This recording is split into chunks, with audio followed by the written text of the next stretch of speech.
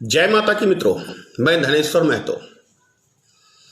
आज केंद्र सरकार से और राज्य सरकार से कुछ सवाल भारतीय मित्र पार्टी पूछना चाहती है।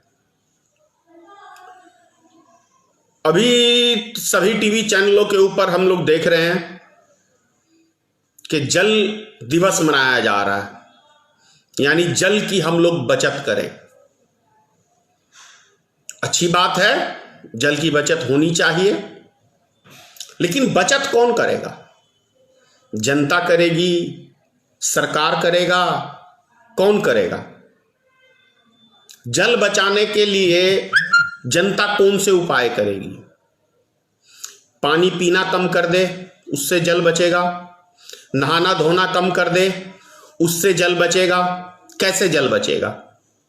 सरकार को ये गाइडलाइन देनी चाहिए कि हाँ, आपको आधे बाल्टी में ही पानी में नहाना चाहिए या एक बाल्टी पानी में नहाना चाहिए। क्या खाने में पानी कम डालो या कब पानी कम पियो? है ना ऊट पटांग सा सवाल। आप कह रहे होगे यार धनेश्वर महतो क्या क्या बोलता रहता है, लेकिन बहुत पॉइंटली बात कह रहा हूं। अब आगे आपको मैं समझाता हूं। सभी टीवी चैनलों की सुर्खियां बनी हुई है। तमाम केंद्रीय नेता और फिल्मी स्टार अक्षय कुमार जी दवा के नसीहत दे रहे हैं जनता को, और जनता है हमारे देश की भोली भाली। बड़े सितारे बोल रहे हैं तो उसकी बात पे अमल होगा, प्रधानमंत्री बोलते हैं तो उसकी बात पे अमल होगा, मंत्री बोलते हैं तो उसकी बात पे अमल होगा। बहुत अच्छी बात है, लेकिन सवाल यह उठता है कि जल बचाना है हमें। कौन बचाएगा? आम जनता बचाएगी। सरकार कह रही है आम जनता से कि आप बचाइए जल, और सरकार क्या करेगी? मन की बात बताएगी। क्या सरकार को हम लोग ने सिर्फ इसलिए चुना है कि वो हर 3 दिन बाद एक नया फार्मूला लेके जनता के बीच में कि आप इस फार्मूले का पालन करो? इसी के लिए हमने सरकार चुना है।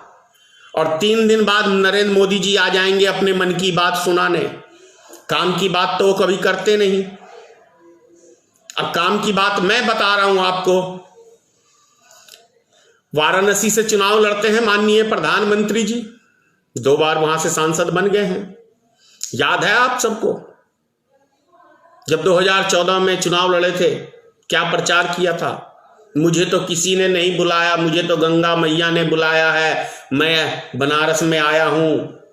मां ने बुलाया है, गंगा मैया ने, पता नहीं किस तरीके से, थोड़ा सा याद है।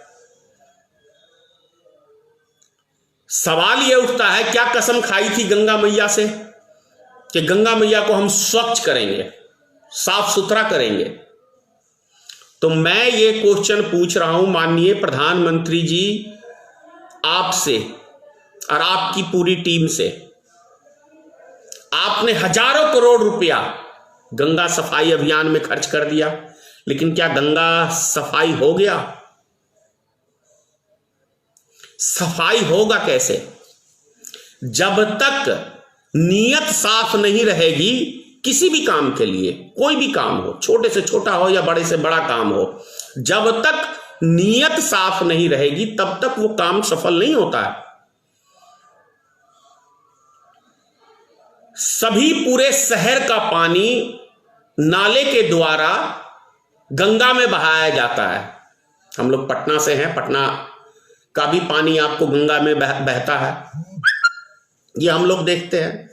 लेकिन हजारों करोड़ रुपया तो खर्च हो जाता है, लेकिन वो पानी को साफ करने का उपाय आज तक नहीं लग पाया।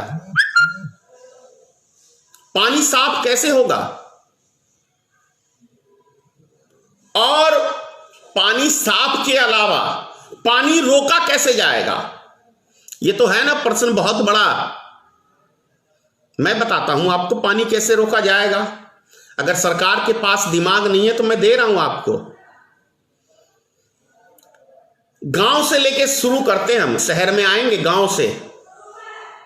मैं मधुबनी जिले से हूं और इस साल बाढ़ आया, दवा के बाढ़ आया, दवा के बारिश हुई।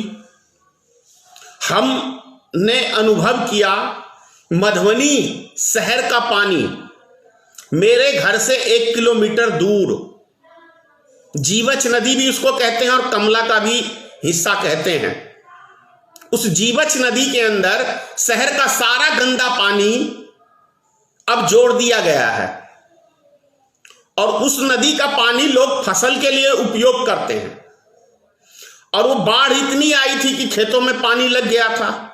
अब वो इतना गंदा पानी था जिसके कारण से इतना गंदगी पानी आया लोगों के खेतों में कि उनकी फसल तबाह हो गई। हजारों के हिसाब से बता रहा हूं आपको, मैंने देखा आम के पेड़ और भी बहुत सारे पेड़ सूख गए जो पानी में नहीं सूखते हैं ये पेड़, क्योंकि बाढ़ प्रभावित इलाका है मिथिलांचल। फिर भी आम उधर होता है, अच्छा खासा होता है, लेकिन इतना गंदा पानी, इतना प्रदूषित पानी, फसल नष्ट हुई, लोगों के पेड़ नष्ट हो गए। तो ये कौन करेगा इसको? आपने नाला बना के पानी जोड़ दिया पानी निकासित के लिए शहर का, कि भाई इस नदी से निकासित हो जाएगा। और यदि यही सरकार एक बड़ा डैम बना के या उस नदी का ही पानी को रोकने का प्रबंध करे फाटक के द्वारा और उस पानी की सफाई करके उस पानी को सप्लाई दे, तो क्या पानी की बचत नहीं होगी? इतना बारिश आता है अपने देश में, इतना बारिश होता है, मतलब कितनी नदियों में डैम बना रखा है, कितने जिलों में, हर जिले में डैम होना चाहिए, हर नदी में एक डैम होना चाहिए ताकि पानी की हम रोकथाम कर सकें और गंदे पानी को साफ करने का सरकार इंतजाम करे। ये इंतजाम क्या पब्लिक करेगी? पब्लिक किस लिए सरकार चुनती है? इन्हीं सब चीजों को दूर करने के लिए ना। तो ये सब काम मतलब जनता करेगी और नेताजी आएंगे, अपने मन की बात सुनाएंगे और भाषण झाड़ेंगे और चले जाएंगे। इसलिए हम लोग नेता चुनते हैं, जनता चुनती है। आश्चर्य लगता है। चलिए, वो तो वहां जिले की बात कर ली मैंने, मधुबनी जिले की। अब आ जाता हूं मैं पटना में। पटना में हूं, अभी पटना से ही लाइव हूं। गंगा नदी के अंदर पूरे पटना शहर का गंदा पानी, यहां तक कि फैक्ट्रियों का भी जाता है।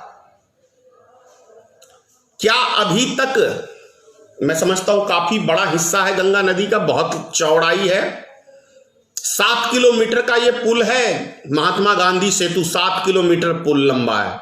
आप समझ सकते हैं 7 किलोमीटर अपने आप में कुछ होता है। अगर 1 किलोमीटर के अंदर ही मैं कहता हूं एक तालाब का निर्माण किया जाए 1 किलोमीटर लंबा चौड़ा, और शहर के सारे पानी को उस तालाब में 2 हिस्सा बना दिया जाए, उस पानी को साफ करके शहर में ही सप्लाई किया जाए, तो क्या यह खराब होगा? तो ये जनता करेगी ये काम कि सरकार करेगी? दिल्ली को ही आप देख लीजिए, दिल्ली को ही आप देख लीजिए, दिल्ली में का भी वही हाल है। कानपुर का सारा गंदा पानी गंगा में बहाया जाता है, वाराणसी का सारा पानी गंगा में आता है, आपको इलाहाबाद का सारा पानी गंगा जमुना में आता है। तो ये कहने का मतलब है मेरा कि आप ये आलतू फालतू का प्रचार पे हजारों करोड़ रुपया खर्च करते हैं टीवी विज्ञापन के लिए कि आपकी सरकार की वाहवाही हो।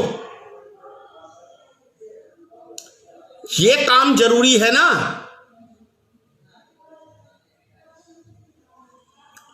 कुछ गलत कह रहा हूं मैं आपको? भाई, हमारे देश की जनता तो कम से कम जागो कि कैसे आपको ये मूर्ख बनाने का काम मोदी सरकार कर रही है। आलतू फालतू के हर 10 दिन के बाद एक आलतू फालतू का चीज लेके आपके ऊपर थोप देता है सरकार, और आप लगे रहते हैं उसके अंदर। जो काम सरकार को करनी चाहिए वो सरकार बोलती है कि जनता करे। सरकार क्या सिर्फ बैंक या भारत सरकार का खजाना खाली करने के लिए चुना है क्या भारत की जनता ने? किस चीज के लिए सरकार चुनी गई है?